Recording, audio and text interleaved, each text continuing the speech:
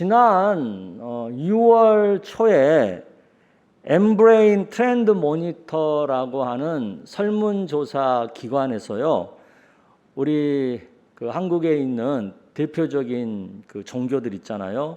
불교, 천주교, 기독교, 그런 종교들에 대한 대국민들의 인식 조사를 했습니다. 그런데 그 조사 결과가요, 우리 기독교에게는 굉장히 충격적이었어요. 지금 대한민국 국민들이 우리 교회 다니는 사람들을 어떻게 보느냐, 정말 기가 막히더라고요. 어떻게 보냐면, 우리 교회 다니는 사람들을 보면 거리를 두고 싶다, 그렇게 생각하는 사람들이 무려 32%나 된대요. 또 교회 다니는 사람들은 이중적인 사람들이다, 그렇게 생각하는 사람들이 30%. 심지어는 교회 다니는 사람들을 보면 사기꾼 같다는 생각이 든다라고 답한 사람이 29%나 된다는 거예요. 코로나19 이후에 교회에 대한 국민적 인식이 이렇게 많이 나빠졌다는 결과를 보여주는 설문조사였어요. 여러분, 이런 결과를 여러분 들으면서 그 마음이 어떠세요? 이런 결과 앞에 우리 기독교인들은 어떤 마음을 가져야 된다고 생각하세요? 여러분의 그 생각, 그 마음을 지금 채팅창에 한번 올려봐 주세요. 여러분들 어떻게 생각하시는지.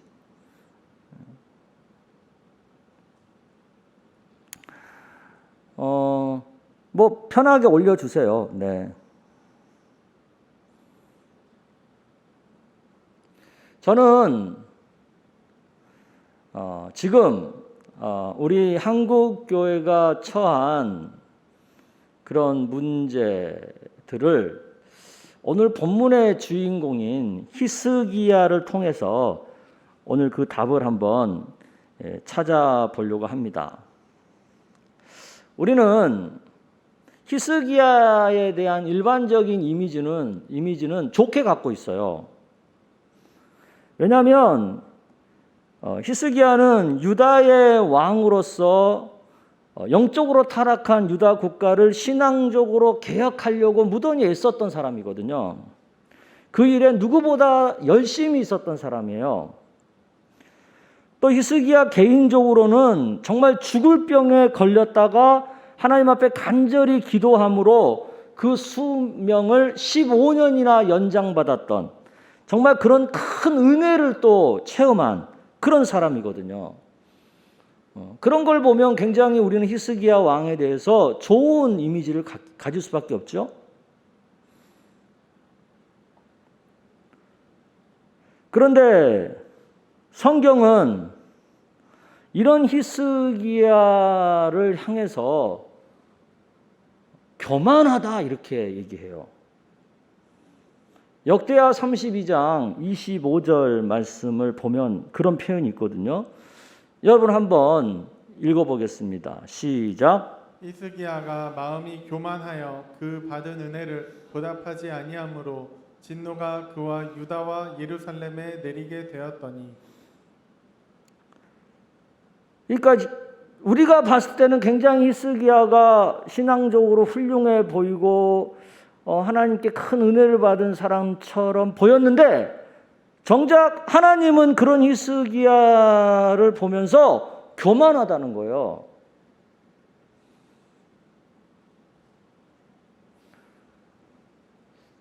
이런 히스기야의 모습을 공자가 봤다면 어떻게 말할까? 그 생각을 제가 해보면 아마 공자는 히스기야를 보고 그랬을 것 같아요. 과유불급한 사람이다. 왜 히스기야를 과유불급한 사람이라고 했을까? 왜냐하면 히스기야는요, 믿음은 좋고 뭐 다 좋았는데 너무 지나쳐가지고 불행을 자초한 사람이거든요. 이 과유불급이라는 고사성어 여러분 아시죠? 이 고사성어가 어떻게 나온 말입니까? 과유불급은 논어의 선진편에 나오는 말이잖아요. 공자의 제자 중에 자장이라고 하는 사람이 있는데 이 사람은 매사에 적극적인데 굉장히 또 과시욕이 강한 사람이었어요. 그래서 공자는 항상 이 자장한테 너 항상 신중히 생각하면서 남에게 공손한 사람이 되라 이렇게 일렀어요. 또 반면에 공자에게는 자하라고 하는 제자가 또 있었어요. 근데 이 자하는 반듯하긴 한데 굉장히 사소한 형식에도 구애를 받는 그 소심한 소극적인 그런 성격의 사람이었어요. 어떻게 보면 두 사람이 정반대죠. 그래서 어느 날 어떤 사람이 공자에게 묻습니다. 공자님, 자장과 자하 이 둘 중에 공자님 생각은 누가 더 낫다고 생각합니까? 이렇게 물어요. 그러니까 공자가 뭐라고 대답해요? 자장은 지나치고 자하는 모자란다. 그렇게 답을 합니다. 그러니까 그 사람이 다시 그렇다면 공자님 자장이 더 나은 사람이겠네요? 이렇게 반문을 해요. 그 말에 공자가 한 말이 바로 과유불급인 거예요. 즉, 곧 지나친 것은 모자란 것과 마찬가지다라는 거죠. 즉, 넘침과 모자람은 적당하지 않다는 점에서는 다 똑같은 거다라는 거죠. 그런데 공자가 말했던 이 과유불급이라는 말이 오늘날은 좀 더 다른 해석을 갖고 있어요. 넘침은 모자람만 못하다라는 식의 의미가 더 강해졌어요. 즉 차라리 모자람이 넘침보다는 낫다는 뜻이죠. 과한 행동은 모자라는 행동보다 더 나쁘다는 그런 뜻이죠. 왜 그러냐면 모자라는 행동은 아쉬움은 있지만 그래도 아직 기회는 남아 있는 거잖아요. 그런데 과한 행동은 마음에 상처를 입혀서 기회도 잃게 하고 또 원한까지도 만들기 때문에 과한 것이 모자란 것보다 더 나쁘다라는 것이 오늘날 현대적인 해석이에요. 히스기야는 공자가 보기에 자장 같은 사람으로 볼 수 있는 사람이죠. 물론 히스기야는 신앙이 좋은 사람이에요. 열심도 있는 사람이에요. 그런데 지나친 거예요. 그것이 문제가 된 거예요. 하나님께서 히스기야에게 은혜를 넘치도록 주신 것이 사실이죠. 죽을 병에서 낫게 해 수명을 15년 연장시켜 주신 은혜, 아수르에게 곧 함락될 지경에 빠진 예루살렘 성을 다시 건져주신 은혜, 해시계의 그림자가 10도나 뒤로 물러갈 정도로 초자연적인 기적까지도 보여주신 그 은혜, 이 중에 하나만 은혜를 받아도 큰 은혜잖아요. 그런데 히스기야 같은 경우는 이런 은혜를 3개나 동시에 받은 사람이잖아요. 그러니까 얼마나 넘치는 은혜를 받은 사람입니까?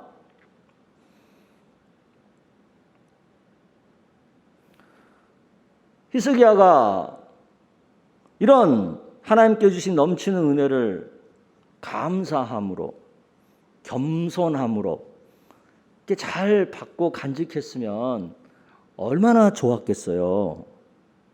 그런데 너무나도 아쉽게도 히스기야는 과유불급한 거예요.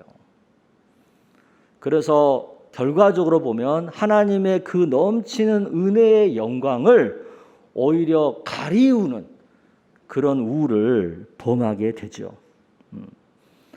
그래서 오늘 저는 히스기야가 어떻게 과유불급해서 하나님의 영광을 가리우는 불행을 자초했는지를 성경을 통해서 찾아보고 오늘날 우리들의 교훈으로 삼고 싶습니다. 첫째는 히스기야가요, 왕으로서 외교 정책을 하는 가운데 과유불급해졌어요. 질문입니다. 히스기야의 외교 정책이 뭡니까? 객관식 질문으로 제가 낼게요. 히스기야의 외교 정책 객관식으로 낼 테니까 여러분이 답을 하세요. 1번 친미 정책이다. 2번 친중 정책이다. 3번 친애굽 정책이다. 4번 친아수르 정책이다. 답을 올리세요.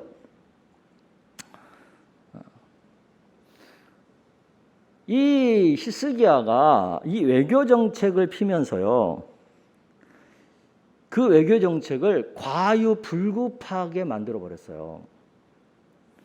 그 배경을 한번 설명해 드릴게요. 먼저 히스기야의 아버지를 알아야 됩니다. 히스기야 아버지가 누구예요? 아하스라고 하는 왕이죠. 아하스는 하나님 앞에서 어떤 평가를 받은 왕이에요? 열왕기하 16장 1절에서 4절에 보면 그게 나옵니다. 우리 한 절씩 보겠습니다. 르말랴의 아들 베가 제17년에 유다의 왕 요담의 아들 아하스가 왕이 되니, 아하스가 왕이 될 때 나이가 20세라 예루살렘에서 16년간 다스렸으나 그의 조상 다윗과 같지 아니하여 그의 하나님 여호와께서 보시기에 정직히 행하지 아니하고 이스라엘의 여러 왕의 길로 행하며 또 여호와께서 이스라엘 자손 앞에서 쫓아내신 이방 사람의 가증한 일을 따라 자기 아들을 불 가운데로 지나가게 하며 또 산당들과 작은 산 위와 모든 푸른 나무 아래에서 제사를 드리며 분향하였더라. 여기 내용에 보면요, 한마디로 아하스는요, 하나님을 경외하지 않은, 우상을 일삼는, 심지어 자기 아들을 이방 사람들처럼 불 가운데로 지나가게 하는 이방 제사를 드렸던 그런 악한 왕이었어요. 이런 악한 왕이 펼친 외교 정책은 어떤 거였겠어요? 열왕기하 16장 7절에서 보면 그 정책이 나오죠. 아하스가 핀 외교 정책. 여러분 한번 읽어보겠습니다. 시작. 아하스가 아수르 왕 디글라빌레셀에게 사자를 보내 이르되 나는 왕의 신복이요 왕의 아들이라. 이제 아람 왕과 이스라엘 왕이 나를 치니 청하건대 올라와 그 손에서 나를 구원하소서 하고, 아하스가 여호와의 성전과 왕궁 곳간에 있는 은금을 내어다가 아수르 왕에게 예물로 보냈더니, 아하스가 핀 외교 정책은요, 친아수르 정책이에요. 이사야 선지자가 하지 말라 그랬거든, 친아수르. 그런데도 하나님의 종의 말을 안 듣고 친아수르 외교 정책을 핀 거예요, 아하스 왕이. 그러니까 보세요, 아하스는 하나님을 경외하지도 않고 우상을 숨기고 하나님이 하지 말라는 외교 정책, 친아수르 정책을 폈던 그런 사람이에요. 반면에 그의 아들, 아하스의 아들이 히스기야는 어떤 왕입니까? 어떤 평가를 받은 왕이에요? 열왕기하 18장 3절 이하에 보면 나옵니다. 3절, 4절. 여러분 읽어보겠습니다. 시작. 히스기야가 그의 조상 다윗의 모든 행위와 같이 여호와께서 보시기에 정직하게 행하여 그가 여러 산당들을 제거하며 주상을 깨뜨리며 아세라 목상을 찍으며 모세가 만들었던 놋뱀을 이스라엘 자손이 이때까지 향하여 분향함으로 그것을 부수고 느후수단이라 일컬었더라. 히스기야는 그의 아버지랑은 정반대로 하나님을 너무나 잘 믿었던, 하나님을 너무나 철저히 의지했던 왕이었어요. 무엇보다도 히스기야는 아버지가 하나님을 제대로 안 믿고 악한 정치를 한 왕이라는 것에 대해서 굉장히 마음이 상한 사람이었어요. 특히 아버지가 자기를 그 이방 제사들이 불 가운데로 지나가게 한 것을 경험한 사람이잖아, 이 히스기야가. 그거 하면서 얼마나 이를 갈았겠어. 그러니까 히스기야는 자기는 자기 아버지 같은 왕이 안 되겠다 이거지. 어떻게라도 하나님 의지하고 하나님께 인정받는 왕이 되겠다. 이런 결심과 이런 의지가 굉장히 강했던 사람이었어요. 그러니까 얼마나 이것은 훌륭하고 얼마나 바람직한 그 마음입니까? 그런데 문제는 히스기야가 너무 지나쳐버린 거예요. 왜? 아버지 아하스 왕을 너무 싫어하다 보니까, 아하스 왕의 그 악한 폭정에 대해서 너무나도 반발하다 보니까 과한 정책을 피게 된 거예요.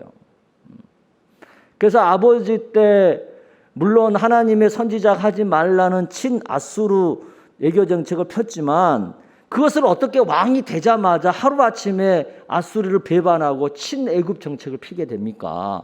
너무 성급한 정책이고 너무 과한 정책이죠. 왜 그래요? 아버지가 너무 싫다 보니까 아버지의 그 악한 폭정에 대해서 너무나 반발심이 크다 보니까 무조건 아버지 하는 건 다 잘못됐다, 다 나쁘다 이렇게 생각한 거예요. 그러다 보니까 그런 과유불급한 외교 정책을 하게 되는 거죠.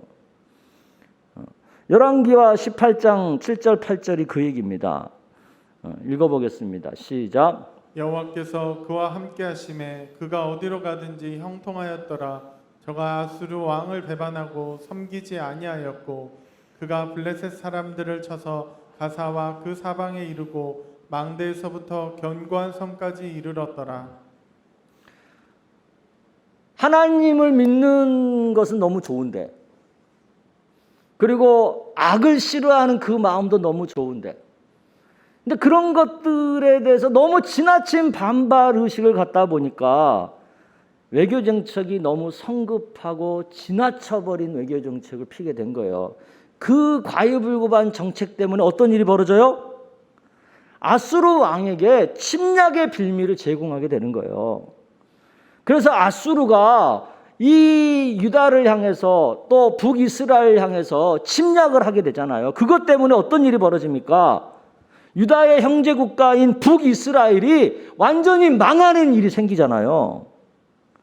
뿐만 아니라 유다 나라도 멸망 직전까지 몰리는 불행을 겪게 되잖아요.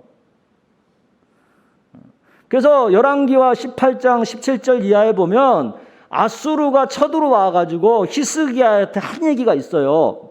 그게 뭐예요? 내가 이렇게 쳐들어온 것은 네가 우리를 배반하고 애굽이랑 친해졌기 때문에 내가 이렇게 쳐들어왔다. 그 얘기를 하고 있어요. 17절부터 21절까지 얘기인데 한번 읽어볼까요? 한 절씩. 아수르 왕이 다르단과 랍사리스와 랍사게로 하여금 대군을 거느리고 라기스에서부터 예루살렘으로 가서 히스기야 왕을 치게 하며 그들이 예루살렘으로 올라가니라. 그들이 올라가서 윗못 수도곁 곧 세탁자의 밭에 있는 큰 길에 이르러 서니라. 그들이 왕을 부르매 힐기야의 아들로서 왕궁의 책임자인 엘리야김과 서기관 셈나와 아삽의 아들 사관 요아가 그에게 나가니 랍사게가 그들에게 이르되 너희는 히스기야에게 말하라. 대왕 아수르 왕의 말씀이 네가 의뢰하는 이 의뢰가 무엇이냐? 내가 싸울 만한 계교와 용력이 있다고 한다마는 이는 입에 붙은 말뿐이라. 내가 이제 누구를 의뢰하고 나를 반역하였느냐? 21절 같이 읽습니다. 이제 네가 너를 위하여 저 상한 갈대 지팡이 애굽을 의뢰하도다. 사람이 그것을 의지하면 그의 손에 찔려 들어갈지라. 애굽의 왕 바로는 그에게 의뢰하는 모든 자에게 이와 같으니라. 그러니까 아수르 왕이 유다를 침략해 가지고 와서 이제 곧 예루살렘을 함락시키려고 하는 그 상황에서 그 얘기하는 거잖아요. 네가 우리 버리고 애굽에 붙었으니까 네가 이 꼴을 당하는 거다. 그러니까 결론적으로 결과적으로 보면 히스기야가 너무 과유불급한 외교 정책을 피다 보니까 북이스라엘은 멸망하게 되고 유다는 이렇게 멸망 직전까지 몰리게 되는 그런 고통과 그런 불행을 겪게 된 거예요. 아무리 믿음에 근거한, 아무리 신앙의 열심에 근거한 그런 정책이라 할지라도 과유불급하게 되니까 불행을 자초하게 되는 거예요. 그럼에도 하나님이요, 그래도 히스기야에게 한 번 또 기회를 줘요. 히스기야 이런 과유불급한 모습을 보면서 교만하다고 하나님이 말씀을 하셨지만 그래도 하나님이 하나님을 경외하고 하나님 앞에 열심인 그 모습을 가상하게 여기셔서 긍휼하게 여기셔서 한 번 더 은혜를 주세요. 그 은혜가 바로 오늘 본문의 은혜예요. 세 가지 은혜. 그러면 한번 보세요. 한 번 자기가 과유불급해가지고 그런 불행을 겪었잖아요. 그런 일을 자초했잖아요. 그러면 깨닫고 안 해야지. 그만해야지. 자중할 줄 알아야지. 근데 히스기야는 또 과유불급한 일을 해요. 이게 히스기야의 문제예요. 근데 이런 문제가 우리들 안에도 많다는 거예요. 어떤 과유불급한 행동을 하는지 볼까요? 열왕기하 20장 12절 이하예요. 18절까지. 우리 한 절씩 보겠습니다. 그때 발라단의 아들 바벨론의 왕 브로닥 발라단이 히스기야가 병들었다함을 듣고 편지와 예물을 그에게 보낸지라. 히스기야가 사자들의 말을 듣고 자기 보물고의 금은과 향품과 보배로운 기름과 그의 군기고와 창고의 모든 것을 다 사자들에게 보였는데 왕궁과 그의 나라 안에 있는 모든 것 중에서 히스기야가 그에게 보이지 아니한 것이 없더라. 선지자 이사야가 히스기야 왕에게 나와 그에게 이르되 이 사람들이 무슨 말을 하였으며 어디서부터 왕에게 왔나이까? 히스기야가 이르되 먼 지방 바벨론에서 왔나이다 하니 이사야가 이르되 그들이 왕궁에서 무엇을 보았나이까 하니 히스기야가 대답하되 내 궁에 있는 것을 그들이 다 보았나니 나의 창고에서 하나도 보이지 아니한 것이 없나이다 하더라. 이사야가 히스기야에게 이르되 여호와의 말씀을 들으소서. 여호와의 말씀이 날이 이르리니 왕궁의 모든 것과 왕의 조상들이 오늘까지 쌓아두었던 것이 바벨론으로 옮긴 바 되고 하나도 남지 아니할 것이요. 18절 가겠습니다. 또 왕의 몸에 날 아들 중에서 사로잡혀 바벨론 황궁의 왕관이 되리라 하셨나이다. 이제 히스기야가 죽을 뻔했다 살아났잖아요. 망할 뻔했다가 그래도 다시 나라가 또 그 위기를 넘겼잖아요. 그러니까 바벨론 왕이 그런 병을 무난하고 그 어려운 순간을 잘 이겨낸 것을 나름 위로하겠다고 사신을 보낸 거예요. 그러니까 히스기야가 그것에 너무 감동을 받은 거야. 근데 감동받은 것까지는 좋아. 그런데 히스기야가 또 여기서 과유불급한 일을 합니다. 그게 뭐예요? 자기 나라의 모든 것을 바벨론 사신에게 다 보여주는 거예요. 왜 이런 과유불급한 일을 했겠어요? 자신의 건재를 나름대로 과시하려고. 그래, 내가 아팠지만 내가 이렇게 건강하다. 우리가 어려운 일을 겪었지만 그래도 우리나라는 이만큼 강하다. 뭐 이런 것들을 과시하려고 나라 곳곳에 있는 모든 걸 그냥 다 보여준 거예요. 그것 때문에 나중에 어떤 불행을 겪어요? 바벨론이 이때 와서 본 것을 얻은 정보를 갖고 나중에 유다를 침략하잖아요. 그래가지고 철저하게 유다를 늑탈하잖아요. 그 나중엔 결국은 유다를 점령하고 다 포로로 끌어가 버리잖아요. 히스기야의 이 과유불급한 그 행동 때문에 이런 나라가 망하고 나라가 늑탈되는 불행과 수치를 겪게 된 거예요. 이런 과유불급에 자꾸 빠지는 히스기야를 보면서 여러분은 무슨 생각을 하세요? 여러분 지금 어떤 마음이 드세요? 그 마음을 한번 좀 채팅창에 올려보십시오.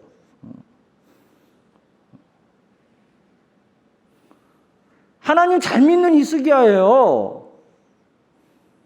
나름대로 신앙적인 열심을 갖고 한 행동들이에요.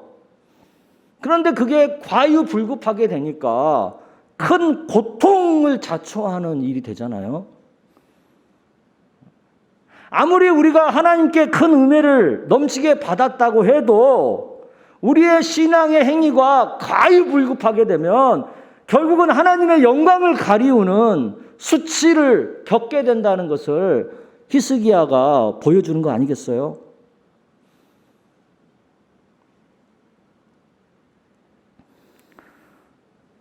저는 지금 우리 한국교회가 이런 히스기야의 과유불급을 많이 닮았다 그런 생각을 합니다. 그동안 한국교회가 하나님을 얼마나 뜨겁게 잘 믿었습니까? 세계 교회사의 전무후무한 부흥을 이룬 것이 우리 한국교회잖아요. 그동안 우리 한국교회가 하나님으로부터 받은 은혜가 너무 많거든요. 그것은 어느 누구도 부인할 수 없는 사실이죠. 그런 한국교회가 지금 어떤 형편에 있냐고요. 아니 30%도 넘는 세상 사람들이 우리들을 가리켜서 거리를 두고 싶은 사람이라고 한대요. 사기꾼 같다는 말을 하는 사람이 28%래요. 왜 우리가 이런 말을 듣는 지경에까지 이르렀을까요?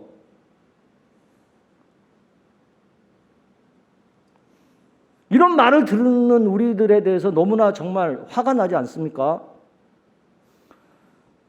저는 우리가 이런 말을 듣는 지경에까지 이른 부분 이유가 여러 가지 있지만 그 중에 가장 큰 것 중에 하나가 히스기야 같이 우리 한국교회 성도들이 삶 속에서 너무 과유불급한 신앙을 말하면서도 너무 과유불급한 그런 모습을 많이 보였기 때문이다. 그런 생각을 해요.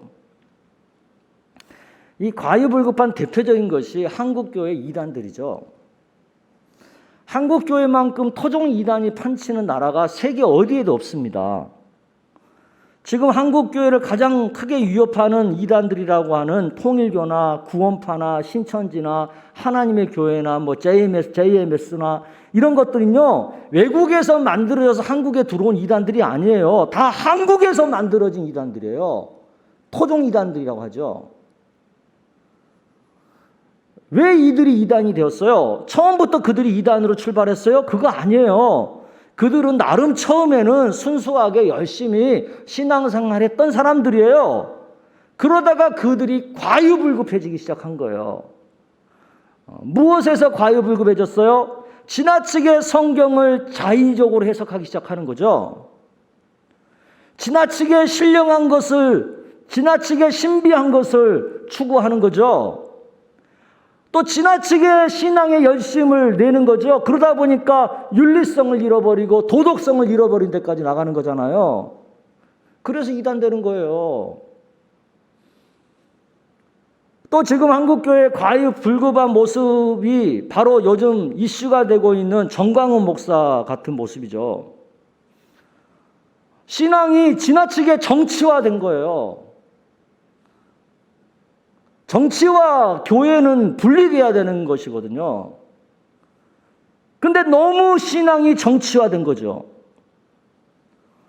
전 목사도 처음에는 청교도 신앙 운동을 할 때만 해도요, 굉장히 순수하고 그랬던 분으로 저는 알고 있어요. 그런데 어느 날 들어보니까 빤스 얘기가 나오더라고요. 저는 그 얘기 딱 들으면서 그때 그래서 이건 이제 지나치기 시작하네. 그런 생각 들더라고요. 그러다가 요즘 최근에 나온 얘기 들어보면 자기가 성령의 본체다. 또 심지어는 하나님도 까불면 나한테 죽어. 이런 소리를 했대요. 이거 완전히 겁을 상실한 얘기잖아요. 신앙과 신학이 그야말로 과유불급해진 거죠. 나라 사랑하고 나라의 미래를 걱정하고 하는 마음 너무 좋은 마음이죠. 근데 그 마음도 지나친 거예요. 지나치기 시작하니까 어떤 일이 생겨요? 예배를 데모화하는 거예요. 데모 방식을 예배 형식으로 하는 거예요. 어떻게 예배가 데모가 될 수 있습니까? 어떻게 하나님을 예배하고 예수 그리스도를 믿는 교회를 정치 집단화할 수 있습니까? 한국교회 역사에서 이번에 사랑의 제일교회처럼 정치 집단화된 교회의 예를 찾아볼 수 없어요. 과유불급해지니까 교회와 정치가 구분이 안 되는 거죠. 하나님 사랑과 나라 사랑도 구분이 안 되는 거죠. 심지어 방역하는 것과 핍박하는 것도 구분을 못하고 있는 거죠. 근데 문제는 이런 과유불급이 뻔한 건데도 많은 한국교회 성도들과 심지어 목사들까지도 이런 것을 따르고 지지하고 있다는 거예요. 이런 것들이 과유불급이라는 것을 모르고 있다는 거예요. 그건 뭘 말하겠어요? 그만큼 한국교회가 과유불급한 신앙에 빠져 있다는 방증인 거예요. 신앙개혁, 신앙열심 그 자체는 너무나도 좋은 것이고 너무나도 바람직한 거죠.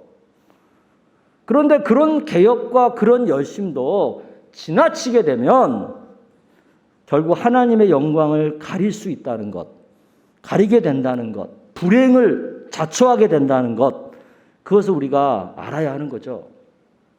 아무리 맛있는 음식도요, 지나치게 먹으면 탈이 나잖아요. 그런 것처럼 신앙도요, 지나치면 반드시 탈이 나는 거예요. 그 탈난 모습이 바로 이단의 발생이고 정강훈 씨 같은 사람의 출현이고 그리고 믿음에 미치지 못하는 비윤리적이고 비인격적인 일부 그리스도인들의 삶의 모습인 거죠.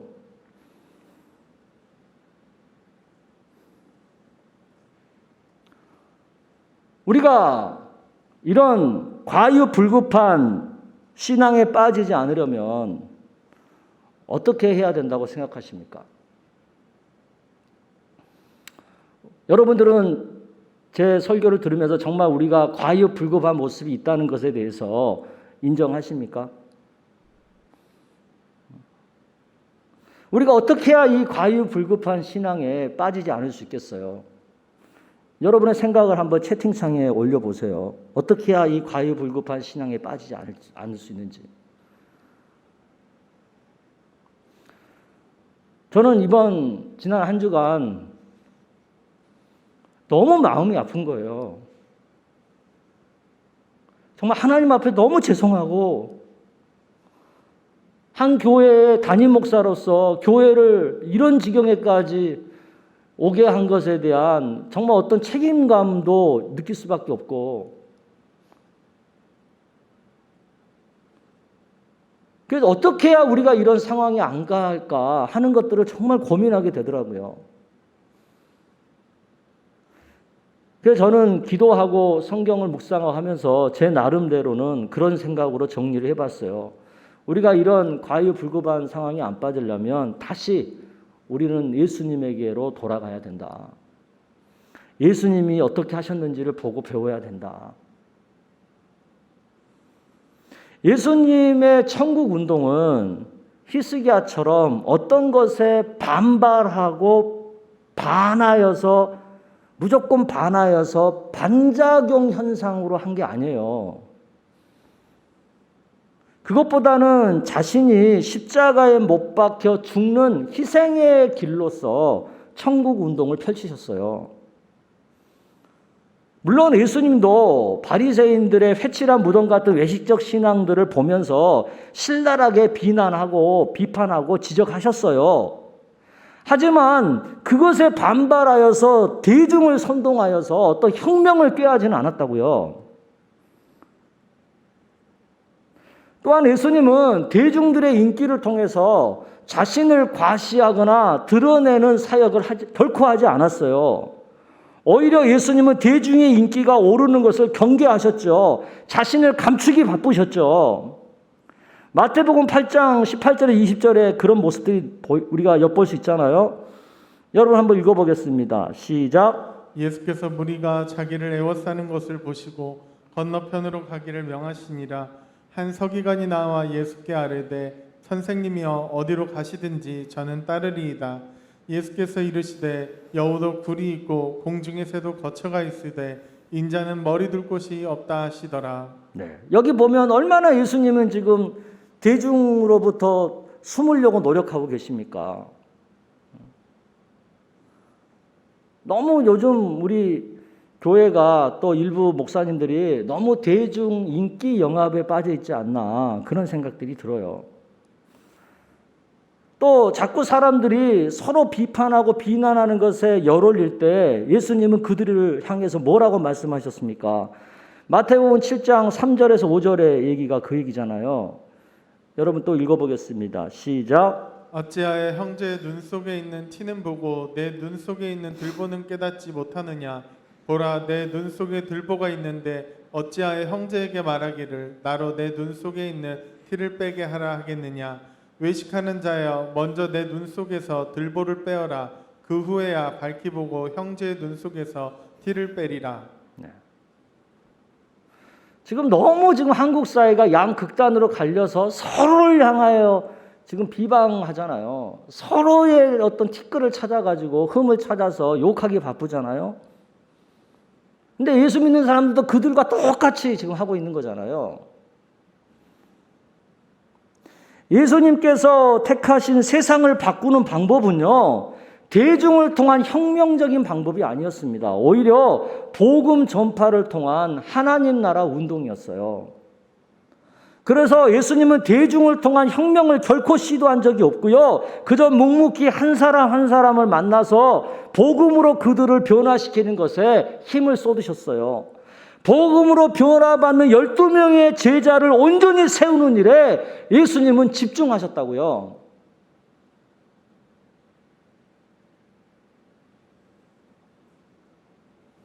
지금은 한국교회 성도님들이 초심으로 돌아가서 예수님처럼 하는 것에 집중해야 할 때라고 저는 생각합니다.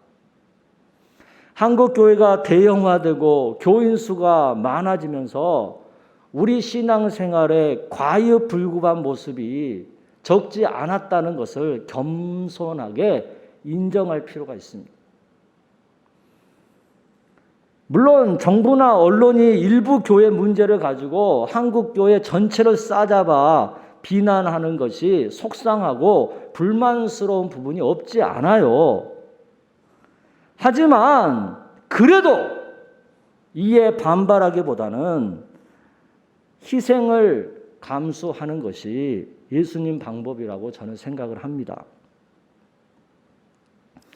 지금은 한국교회가 힘을 과시할 때가 아니고 낮추고 또 낮추어야 할 때죠. 지금은 한국교회 성도들이 남의 눈에 티끌을 보고 욕하기 전에 내 눈에 들보를 보는 것에 더 집중해야 될 때라고 생각합니다. 그리고 무엇보다도 지금은 한국교회가 더욱 복음 전파에 힘을 쏟아야 합니다.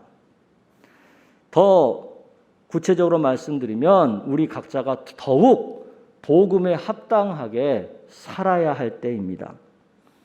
복음적인 삶이 무엇입니까? 예수님처럼 낮아지는 삶 아닙니까? 성육신하는 삶. 또 예수님처럼 희생하는 삶 아닙니까? 십자가를 지고 죽는 삶. 그리고 예수님처럼 죄인을 구원하는 것을 최우선으로 하는 삶 아니겠어요? 근데 우리는 그동안 말로만 전도했지, 이런 예수님과 같은 그런 삶을 통해서 이웃에게 복음 전하는 것에 너무 소홀히 했다는 것을 우리는 인정해야 돼요. 우리가 복음을 제대로 믿게 되면 그 복음이 우리의 삶을 바꾸잖아요. 그런 것처럼 우리가 복음을 제대로 세상을 향해 전하면 그 복음이 세상을 변화시킨다는 것을 우리는 믿어야 돼요. 그래서 더욱 복음을 전하는 일에 집중해야 하는 거예요. 그래서 저는 우리 풍성교회는 코로나19 팬데믹 중에 있지만 복음 전하는 것은 결코 중단해서는 안 된다고 생각합니다. 그래서 온라인을 통해서라도 복음을 전하는 일에 최선을 다하는 우리 교회와 우리 교회 성도들이 되기를 축복합니다. 우리가 복음 콘텐츠를 만들면서 복음에 대한 이해가 더 온전해지고 더 정확해지고 더 풍성해질 수 있었으면 좋겠습니다. 그리고 그런 복음 콘텐츠를 보면서 우리가 더 복음에 대한 삶의 도전을 받고 또 그런 복음적인 삶을 살아가기로 힘을 쓰는 그런 변화가 나타나기를 바라고, 그런 변화된 삶을 통해서 이웃에게 복음이 전해지는 그런 새로운 차원의 전도가 이루어질 수 있기를 기대합니다. 이렇게 복음이 바르게 믿어지고 바르게 전해지면 복음이요, 사람을 바꿉니다. 복음이 사회를 바꿉니다. 이것이 예수님이 이끄시는, 예수님이 기대하시는, 원하셨던 하나님 나라입니다. 아멘. 우리가 부족하다고, 흠이 많다고 복음 자체가 부족한 것은 결코 아닙니다. 교회가 흠이 있다고 해서 교회가 가진 역할이 필요 없게 되었다는 그런 뜻도 결코 아닙니다.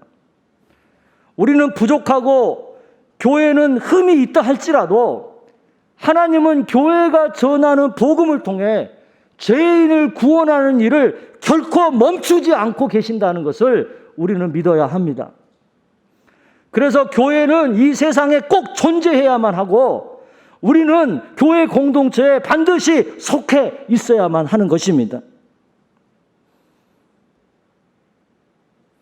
아무리 신앙이라도 과유불급해지면 불행을 초래할 수 있다는 점을 결코 간과해서는 안 됩니다. 그러므로 우리 스스로는 과유불급에 빠지지 않도록 조심하고 또 조심해야 될 줄로 믿습니다. 남이 가진 것 내게 없다고 불평하지 말고, 남에게 없는 것 내가 가졌다고 교만하지도 말고, 오직 공평하신 하나님을 신뢰함으로 범사에 감사하고 항상 겸손해지는 삶에 우리가 집중할 수만 있다면 과유불급에 빠지지 않을 것이라고 저는 믿습니다. 또한 우리가 영성과 지성과 성품이 균형과 조화를 이루는 신앙을 추구하고 또 우리의 신앙이 성장하고 성숙해지기를 우리가 집중하면 결코 우리가 과유불급해지는 것에서 벗어날 수 있다고 생각을 합니다. 바라기는 우리 풍성교회 성도님들은 이것을 꼭 기억하고 우리의 신앙 생활에서 내 신앙의 열심이 과유불급해짐으로 하나님의 영광을 가리우고 불행을 초래하는 그런 우를 범하지 않도록 항상 균형과 조화, 성장과 성숙을 이루는 그런 신앙생활에 더 집중하는 은혜가 있기를 주의 이름으로 축복합니다.